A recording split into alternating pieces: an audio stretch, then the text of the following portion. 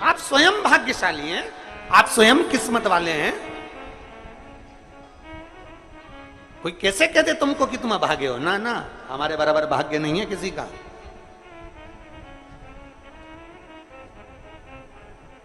तुम्हारी ग्रह खराब है,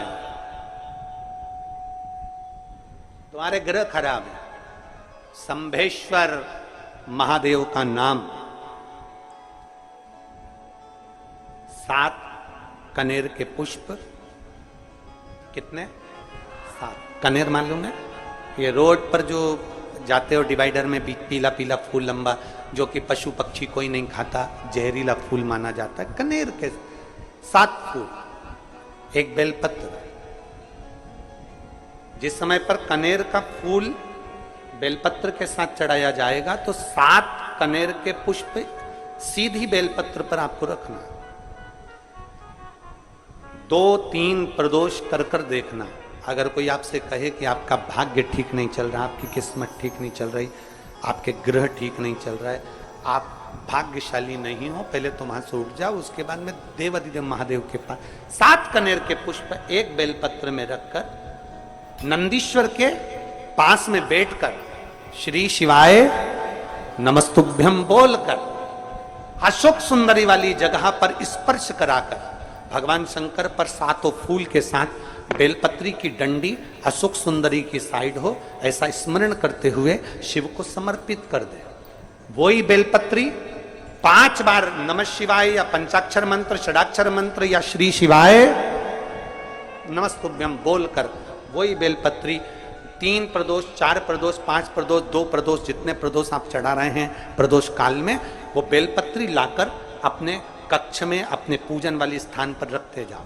एक बेलपत्री एक प्रदोष पर लाओगे, अगला प्रदोष आएगा, कितना अंतर पड़ता है आपके भाग्य बदलने में, आपको खुद मालूम पड़ जाएगा कि आपकी किस्मत कैसे बदल गई।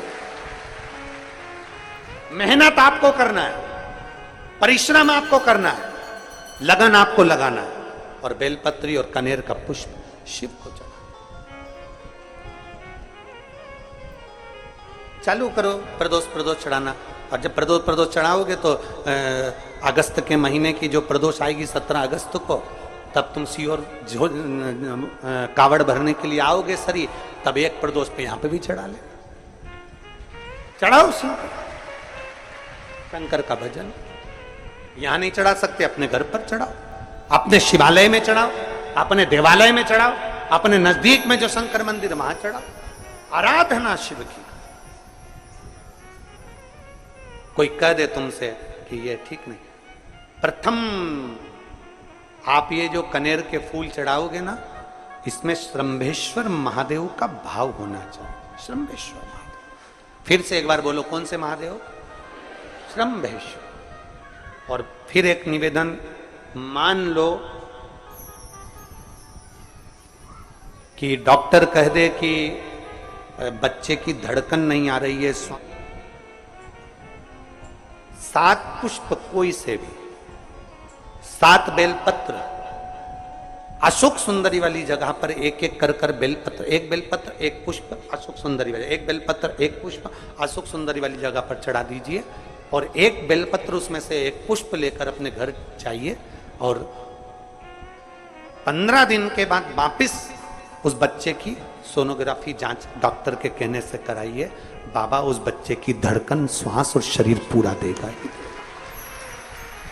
श्रंभेश्वर महादेव में, श्रंभेश्वर महादेव का जब नाम लिया जाता है तो 33 कोटि देवी देवताओं का एक साथ नाम उच्चारण हो जाता है। 33 कोटि देवताओं। श्रंभेश्वर, बोल श्रंभेश्वर महादेव की जय। श्रंभेश्वर भगवान का स्मरण किया है। आगे वर्णन आया है भगवान के सुंदर आनंदमय स्वरूप का। जब भगवान देवाधिदेव महादेव आनंद में विराजमान थे, देवता और राक्षसों ने मिलकर मंथन किया, मंथन में विष निकला जो देवाधिदेव महादेव के पास पहुंचा। शिवजी ने विष को धारण करा, क्योंकि घर का जो बड़ा होता है, घर का जो बुजुर्ग होता है, उसको बहुत सहना पड़ता है, बहुत सहना पड़ता है। घर का जो बुजुर्ग है, घर का जो बड़ा है, उसको सहना पड़े, सहन करना पड़े। और सहने की आदत होना भी चाहिए।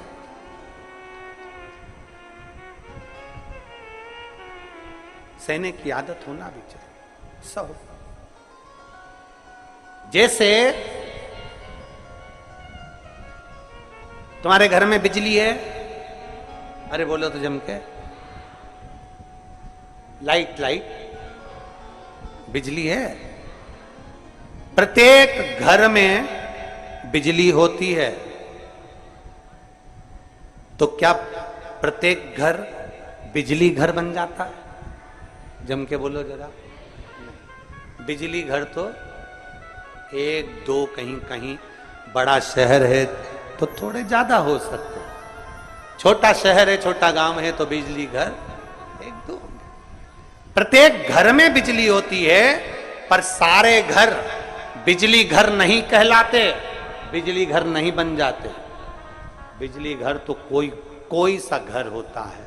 उसी तरह ढेर सारे तुम्हें कथा करने वाले भी मिलेंगे, ढेर सारे तुम्हें ज्ञान देने वाले भी मिलेंगे, ढेर सारे तुम्हारे पास में, तुम्हें मोबाइल खोलोगे, टीवी खोलोगे तो ढेर सारे महाराज मिलेंगे, पर सब देवाधिदेव महादेव के भक्त नहीं मिल जाते। बड़ा कठिन होता, बहुत कठिन। प्रत्येक घर बिजली घर नहीं होता, उसी तरह घर में रहने वाला प्रत्येक व्यक्ति शंकर का भक्त नहीं होता।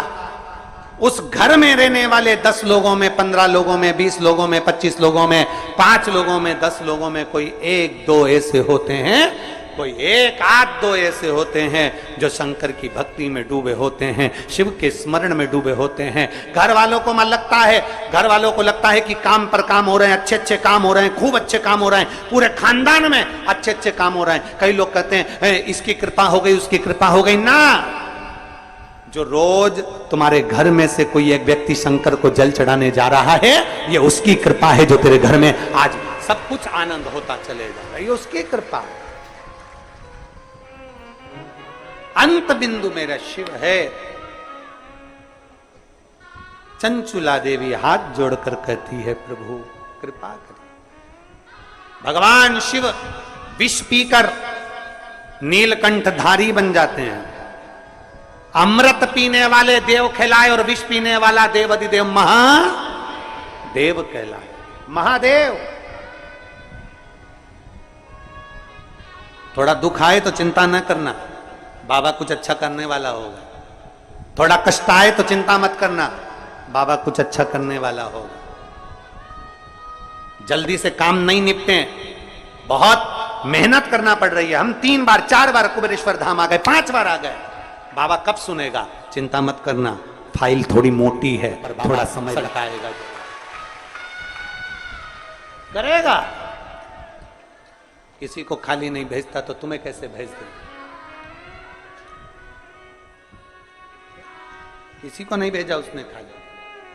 ये इतने एक बहन ने तो पूरी डॉक्टरों की 1 2 3 4 5 6 7 फाइल लगाई, 7 डॉक्टरों की, 7 डॉक्टरों की फाइल लगाई है। और सब डॉक्टरों ने कह दिया था कि तेरे घर संतान नहीं होगी, तो नहीं। फिर भी शिव ने 1 साल नहीं, 2 साल नहीं, 3 साल नहीं, 4 साल नहीं, 5 साल बाद दिया। तो सब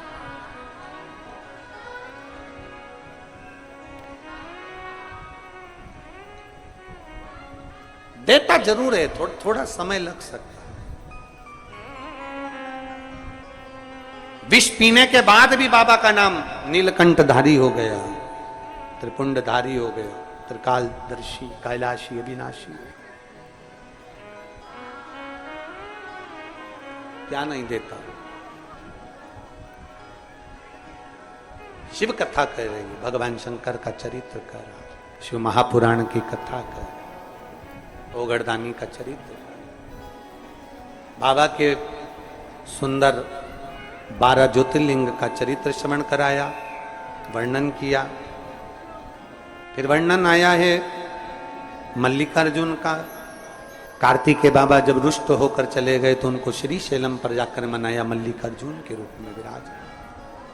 जब अपने नजदीक में, अपने क्षेत्र में शिव महापुराण की कथा हुआ करे तो 7 दिन नहीं तो छठे दिन, 7वें दिन, एक दिन जाकर बाबा की उस धरा को प्रणाम जरूर करें।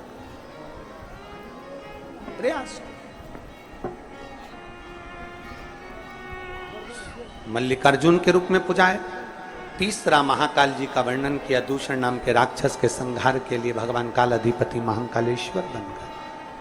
फिर वर्णन आया है श्री ओमकारेश्वर जी का, विंध्य नामक पर्वत के तप करने पर भगवान ओमकार के रूप में विराजमान। अगला वर्णन आया है केदारनाथ नर नारायण के तप करने पर भगवान केदारेश्वर के रूप में विराजमान हुए। फिर वर्णन आया है श्री भीमाशंकर, कुंभकर्ण के बेटे भीम का संहार कर कर भगवान शिव भीमाशंकर बन जाते हैं। अगला वर्णन आया है काशी विश्वनाथ, मनु शत्रुपा के तप करने पर भगवान काशी में विराजमान हो जाते हैं विश्वनाथ बनकर। त्र्यंबकेश्वर, गौतम बाबा पर गौ हत्या का दोष लगा, बाबा ब्रह्मा विष्णु महेश तीनों स्वरूप में भगवान यहाँ विराजमान हो जाते हैं। वैद्यनाथ, रावण को शिवलिंग ले जाने नहीं दिया, बाबा भूमि पर ही रह गए तो वैद्यनाथ के रूप में विराजमान हो गए। अगला वर्णन है नागेश्वर, दारुक नाम के राक्षस का भगवान ने संहार किया, नागेश्वर के रूप में विराजमान हुए। रामेश्वरम, राम जी के कहने पर भगवान शिव रामेश्वरम के रूप में विराजमान हुए। फिर वर्णन आया है कृष्णेश्वर, सुधर्म नाम के ब्राह्मण की धर्मपत्नी भूष्मा के बेटे को भगवान ने जीवित करा है तो भगवान कृष्णेश्वर के रूप में विराजमान। भगवान देवाधिदेव महादेव उत्तरकालदर्शी कैलाशी अविनाशी मेरे शिव 12 ज्योतिर्लिंग, ज्योतिर्लिंग का मतलब है जहां पर शंकर ज्योति के रूप में हमेशा विराजमान, हमेशा विराजमान।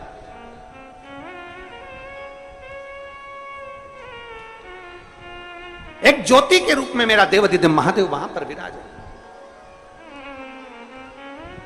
और वही ज्योति, हम तो कई लोग कहते हैं कि आपके ये कुबेरेश्वर धाम के कंकर संकर में ऐसा क्या है, कुबेरेश्वर धाम में ऐसा क्या है। हम कहते हैं 12 ज्योतिर्लिंग के मध्य में है, तो हम तो ये मानते हैं कि 12 एक ज्योतिर्लिंग में एक ज्योति होती है, पर कुबेरेश्वर धाम में 12 ज्योतिर्लिंग की ज्योति एक साथ होती है। हम तो ये मानते हैं कि वहां 12 ज्योति एक साथ, उसकी धरा